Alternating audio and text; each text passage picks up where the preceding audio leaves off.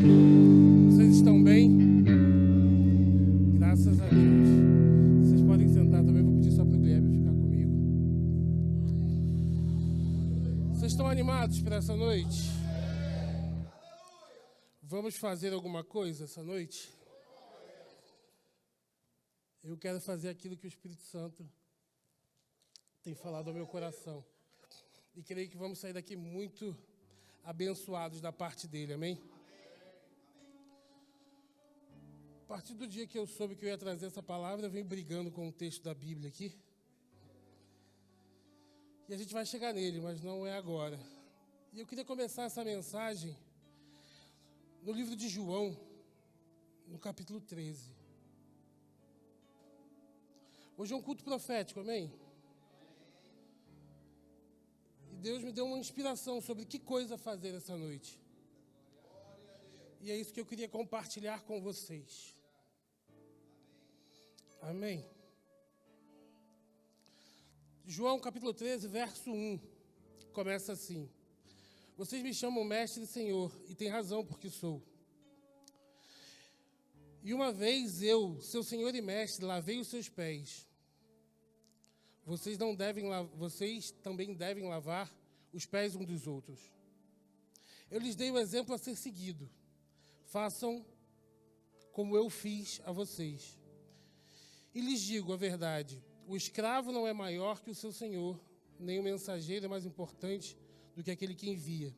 Agora que vocês sabem essas coisas, sejam felizes e as pratiquem.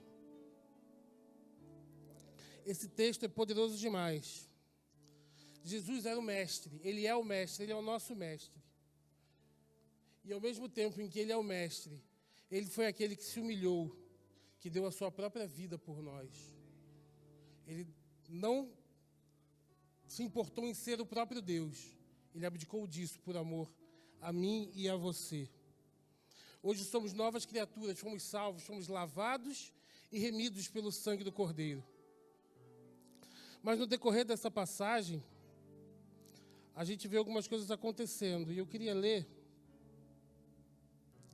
no verso 5 desse texto.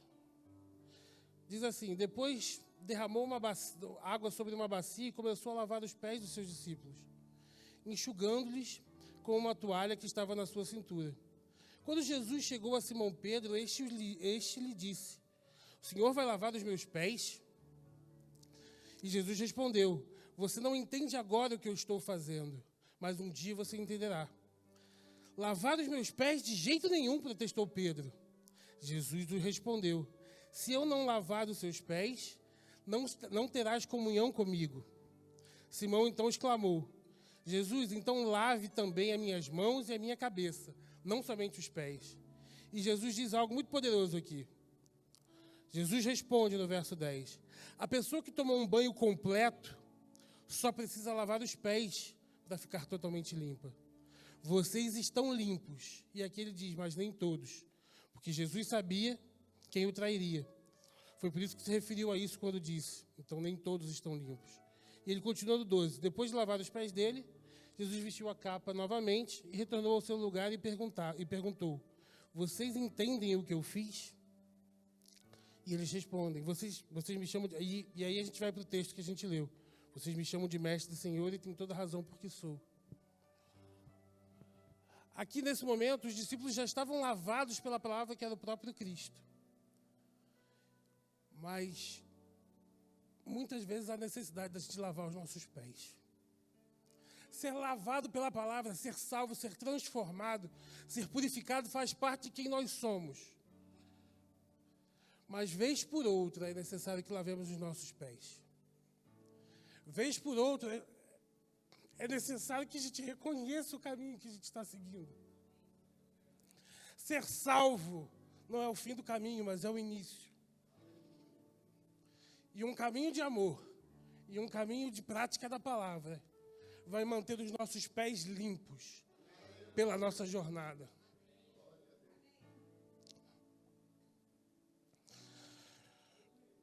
Temos que fazer alguma coisa, amém?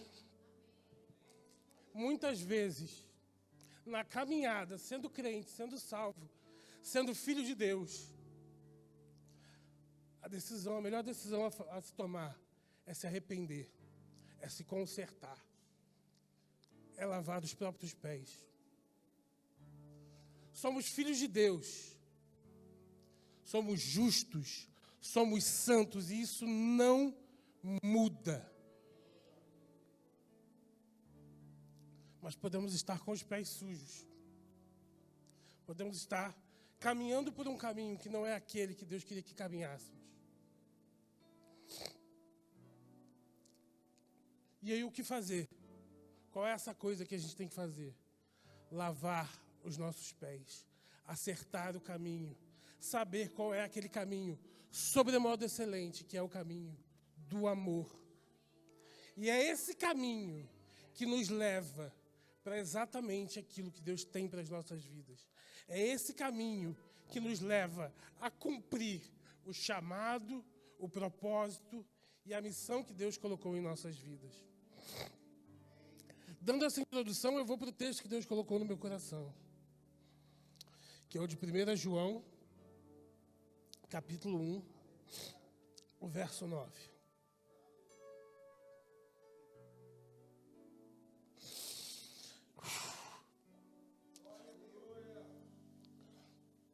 Mas se confessamos os nossos pecados, Ele é fiel e justo para perdoar os nossos pecados e nos purificar de toda injustiça. Eu vou ler mais uma vez. Mas se confessamos os nossos pecados, Ele é fiel e justo para perdoar os nossos pecados e nos purificar de toda injustiça. Falando um pouco mais desse texto, é a primeira carta de João, escrita à igreja. O contexto aqui não está sendo dito para ímpio, o contexto aqui não está sendo dito para pecadores, o contexto aqui não está sendo dito para quem não conhece a Jesus. João está falando à igreja. E aí eu vou começar lá de cima. 1 João 1:1. Proclamamos a vocês aquele que existia desde o princípio. Aquele que ouvimos e vimos com os nossos próprios olhos, tocamos com as nossas próprias mãos. Ele é a palavra da vida. Aquele que é a vida nos foi revelado e nós os vimos. Agora testemunhamos e lhe proclamamos que Ele é a vida eterna. Ele estava com o Pai e nos foi revelado. Esse texto está escrito para quem já tinha Jesus revelado. Anunciamos-lhes aquilo que nós mesmos vimos e ouvimos, para que tenham comunhão conosco. E a nossa comunhão é com o Pai e seu Filho, Jesus Cristo. Escrevemos estas coisas para que vocês participem plenamente da nossa alegria. Essa é a mensagem que ouvimos dele e agora lhes transmitimos. Deus é luz e nele não há escuridão alguma. Portanto, se afirmamos que temos comunhão com ele, mas vivemos na escuridão, mentimos e não praticamos a verdade. Mas se vivemos na luz, como Deus na luz está, temos comunhão uns com os outros. E o sangue de Jesus, seu Filho, nos purifica de todo pecado. 8. Se afirmamos que não temos pecado, enganamos a nós mesmos e não vivemos a verdade. Repetindo 9. Mas se confessamos os nossos pecados, Ele é fiel. Parou? Voltou. Ele é fiel e justo para nos purificar de toda injustiça. Irmãos, isso aqui está exatamente, é o mesmo cenário descrito que a gente acabou de ler no Evangelho de João. Nós somos salvos, puros, santos, transformados. Os nossos pés começam a ficar sujos. Se a gente se distrair, e não entender qual é o nosso propósito de vida, não entender qual é a nossa missão em Deus, não entender que é Ele que faz, é Ele que move, é por Ele o sim e por Ele o amém, começamos a perder a pureza. Isso não tem a ver com a salvação, isso não tem a ver com o próprio Espírito habitar dentro de você e dentro de mim. A gente simplesmente começa a permitir que a nossa carne fale mais alto do que aquele que está dentro de nós. Mas, se a gente reconhecer o erro, Ele é fiel e justo para purificar de novo o nosso coração, a nossa fé, a nossa alma, a nossa convicção e a nossa certeza de que é Ele que nos conduz em vitória e triunfo. Mas ele continua dizendo: mas se afirmamos que não pecamos, chamamos Deus de mentiroso e mostramos que não há em nós lugar para a sua palavra. Esse texto é muito forte, existem várias explicações, eu não estou aqui para abordar esse detalhe. A gente tem a convicção, Deus nos transformou. Eu e você somos justos, salvos e santos. Mas não podemos viver uma vida de omissão do erro que a gente está cometendo, porque é isso que ele está falando aqui. João está abordando a igreja que estava em pecado e não assumiu o seu erro. É isso que está sendo dito aqui. Se eu e você, que somos filhos de Deus, estamos praticando ou agindo em desacordo com o que a Bíblia diz, e não admitimos isso, não temos parte com Deus. Ele não se responsabiliza com o que acontece nas nossas vidas. Mas a partir do momento em que eu confesso, em que eu exponho diante dele a minha fragilidade, o meu erro, e decido me consertar, ele é fiel e justo para nos purificar, transformar, curar e nos fazer avançar. E ele continua dizendo no capítulo 2, verso 1: meus filhinhos, escrevo-lhes essas coisas para que vocês não pequem. Se contudo alguém pecar, temos um advogado que nos defende, que defende a nossa causa diante do Pai, Cristo Jesus, aquele que é justo. Ele mesmo é o sacrifício para o perdão dos nossos pecados, não apenas dos nossos, mas dos pecados de todo o mundo. Olha como ele está separando aqui. Existem os pecados do mundo, mas existe o meu e o seu erro, que quando existem precisam ser tratados e corrigidos. Ser igreja não impede a gente de errar, mas ser igreja nos dá a oportunidade de acertar, nos dá a oportunidade de corrigir-se, nos dá a oportunidade de a cada dia nos tornarmos uma pessoa melhor. Por isso que ele fala, tudo que eu estou te escrevendo, tudo que eu estou te dizendo é para que você não peque. Mas se você pecou, você tem um advogado. E se você confessar o seu pecado, se você confessar o seu erro, se você expor a sua fraqueza, Deus, o Todo-Poderoso, vai te restaurar, te transformar e fazer você avançar.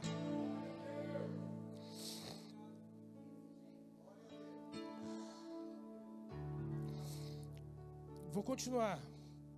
1 João 2:2. Ele mesmo é o sacrifício para o perdão dos nossos pecados. Não apenas dos nossos pecados, mas dos pecados de todo mundo. Sabemos que o conhecemos se obedecemos os seus mandamentos. Se alguém diz, eu o conheço, mas não obedece os seus mandamentos, é mentiroso e a sua verdade não está nele. Mas quem obedece à palavra de Deus, mostra que o amor vem dele, mostra que o amor que vem dele está se aperfeiçoando em sua vida. Desse modo, sabemos que estamos nele. Quem afirma que permanece nele, deve viver como ele viveu, ou andar como ele andou. Quando nos tornamos cristãos, quando aceitamos o sacrifício de Cristo e reconhecemos que ele é o Senhor de nossas vidas, nós iniciamos uma jornada. E nessa jornada vamos purificando a nossa mente. Romanos 12 usa a expressão renovar a nossa mente. quando a gente tira de nós aquilo que é a mentira do mundo e inserimos dentro de nós aquilo que é a verdade da palavra de Deus. Esse processo de transformação ou de purificação depende exclusivamente de uma posição minha e sua, conforme vamos aprendendo a palavra. E é o que ele diz: conforme a gente conhece a Deus, a nossa obrigação é passar a andar da mesma forma que ele andou. Ou seja, da mesma forma que estamos aprendendo que ele andou. Se eu não pratico a palavra, significa que eu não a conheço. Ou não a conheço de verdade. Porque uma vez que a palavra de Deus entra no seu e entra no meu coração, ela frutifica. E se ela frutifica, eu passo a praticar aquilo que eu aprendi.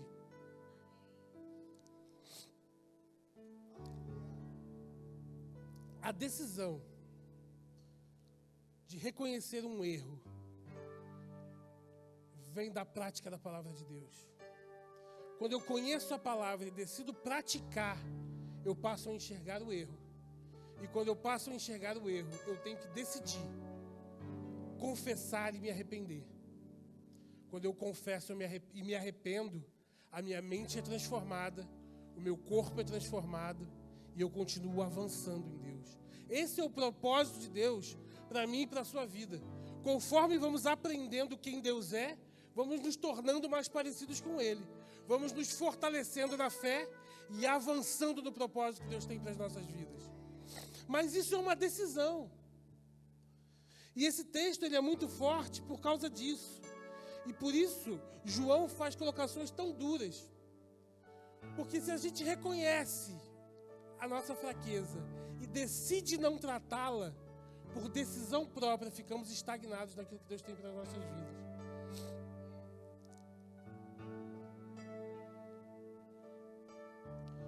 E aí a gente entra no que Deus me disse. Bruno, essa quinta é dia de fazer uma coisa: se arrepender dos seus pecados. É forte, a gente não está acostumado a ouvir isso. Mas hoje é a noite, onde vai haver uma unção específica para libertar pessoas que estão aqui de pecados ocultos, de pecados que atormentam algumas pessoas, impedem elas de avançar, impedem elas de viver o que Deus tem para ser vivido. E todos somos igreja, irmãos. E todos somos salvos.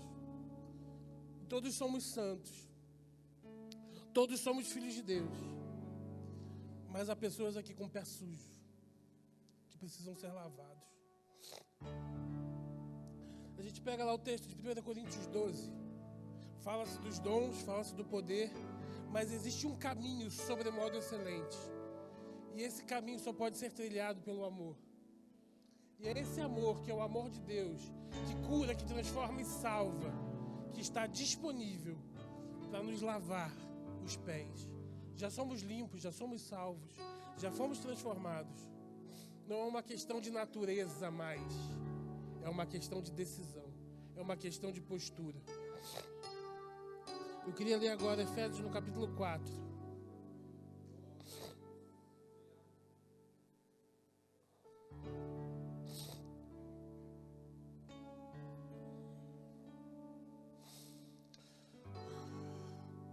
Efésios 4, no verso 30, diz assim: não entristeçam o Espírito Santo de Deus, o selo que Ele colocou sobre vocês, para o dia em que nos resgatará como sua propriedade. Livrem-se de toda amargura, livrem-se de toda raiva, de toda ira, de palavras ásperas, da calúnia, de todo tipo de maldade. Em vez disso, sejam bondosos e tenham compaixão uns dos outros, perdoando-se, como Deus os perdoou em Cristo. Isso é uma passagem escrita para a igreja, irmãos.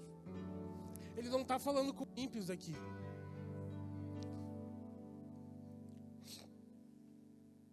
Podemos ser igreja, podemos ser salvos, podemos ser transformados. Estarmos vivendo como ímpios. E às vezes é mais fácil esconder. Às vezes é mais fácil fingir que está tudo bem. Vamos continuar sendo igreja, vamos continuar sendo salvos, vamos continuar sendo santos. mas não vamos avançar para aquilo que Deus tem para as nossas vidas. Não vamos viver o que Ele preparou para que vivêssemos. Vamos viver uma vida frustrada e travada por nós mesmos, pela nossa carne. Mas se a gente confessar o nosso pecado, o nosso erro, a nossa fragilidade diante dEle, Ele é fiel e justo para nos purificar, transformar, curar e nos colocar numa posição de continuar fazendo aquilo que Ele chamou a gente para fazer. Um erro, irmãos, não impede o Filho de Deus de viver o propósito que Ele tem para a vida dele. Se ele se arrepender. Se ele confessar. E se ele decidir se transformar através da prática da palavra.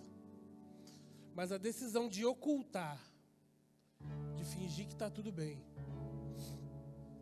vai manter eu e você presos em nós mesmos, na nossa carne. E a gente não vai conseguir nunca viver aquilo que a gente sabe que é promessa, aquilo que a gente sabe que Deus disse, aquilo que a gente sabe que é para vivermos nessa terra. Podemos passar uma vida inteira contando histórias tristes. Podemos passar uma vida inteira dando desculpa, dizendo que não aconteceu por isso, por aquilo, porque fulano não deixou, porque alguém, por causa de um homem, por causa de uma liderança, por causa do governo, seja lá o que for. Mas vamos continuar escondendo aquilo que eu e Deus sabemos que está lá. Que você e Deus sabem que está lá. Eu lutei bastante contra essa palavra, irmãos. Não queria falar sobre isso. Mas eu não podia ser infiel àquilo que Deus colocou no meu coração. Eu vou fazer como Ele pediu. Não quero constranger ninguém. Aqui é uma família, amém? Ninguém precisa contar nada para ninguém. Mas eu vou fazer um apelo, porque quando a gente decide fazer alguma coisa pela fé, Deus honra a atitude de fé de um filho de Deus. Se você está aqui e tem algo que não consegue vencer, e você sabe que isso está te impedindo de avançar, eu te convido a vir à frente. Não para contar para alguém, contar para um diácono ou contar para um pastor, mas para que você se arrependeu do que está acontecendo. Você vai confessar diante dele que você se arrependeu desse problema, que você se arrependeu dessa dificuldade, desse pecado, seja lá o que for. E ele é fiel e justo para te purificar, para te transformar, e para que isso nunca mais afete a sua vida. Eu sei que pode não vir ninguém, e está tudo bem. Mas a oportunidade de Deus está sendo colocada diante de vocês. Eu queria chamar o louvor.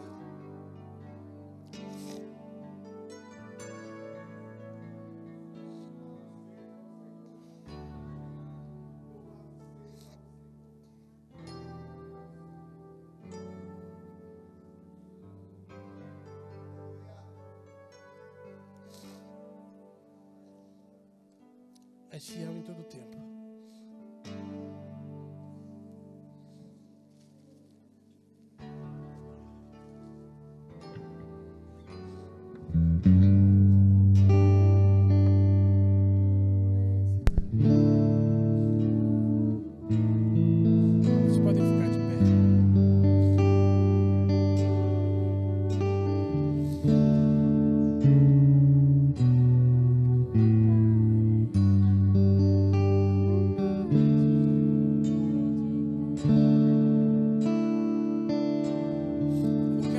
No apelo, amém? Mas não deixe a sua posição eclesiástica te impedir de receber um livramento vindo de uma unção específica que Deus está liberando essa noite. Se você tem algum bloqueio, alguma trava ou alguma situação que você não tem conseguido se libertar, não se envergonhe de vir à frente por causa da sua posição.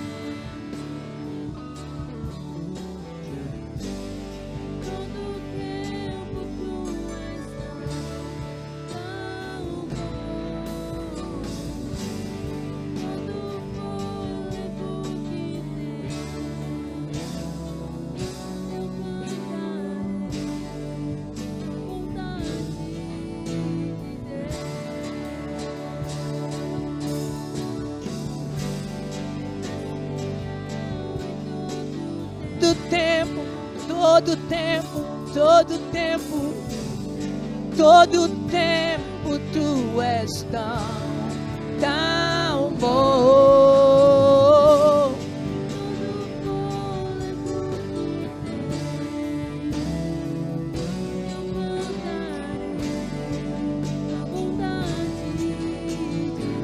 Tu és fiel, fiel, Senhor, és fiel em todo tempo. Em todo tempo tu és tão bom. Todo fôlego que eu tenho, eu cantarei tua bondade de Deus. Tua bondade está me seguindo, correndo atrás de mim. Tua bondade está me seguindo, correndo atrás de mim. Me prostrar, sempre te adorar, minha vida dou a ti. Tua bondade está me seguindo, correndo atrás. Tua bondade está me seguindo, correndo atrás de mim. Tua bondade está me seguindo, correndo atrás de mim. Eu vou me prostrar, sempre te adorar, minha vida dou a ti. Tua bondade está me seguindo, correndo atrás. Tu és fiel, oh, és fiel em todo tempo. Todo tempo tu és tão bom. Todo fôlego que tenho, eu cantarei tua bondade de Deus. Tu és fiel, és fiel em todo tempo. Todo tempo tu és tão bom. Todo fôlego que tenho, eu cantarei da bondade de Deus. Tua bondade está me seguindo, correndo atrás de mim. Tua bondade está me seguindo, correndo atrás de mim. Eu vou me prostrar, te adorar, minha vida dou a ti. Tua bondade está me seguindo, correndo atrás. Tua bondade está me seguindo, correndo atrás. Tua bondade está me seguindo, correndo atrás. Sempre te adorar, minha vida dou a ti.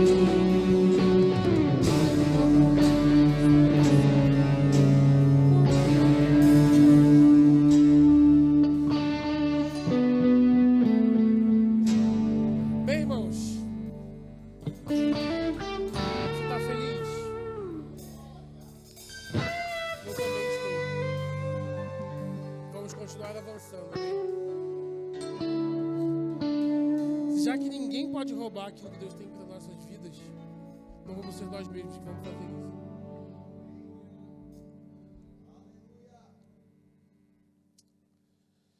Amém. Acabou.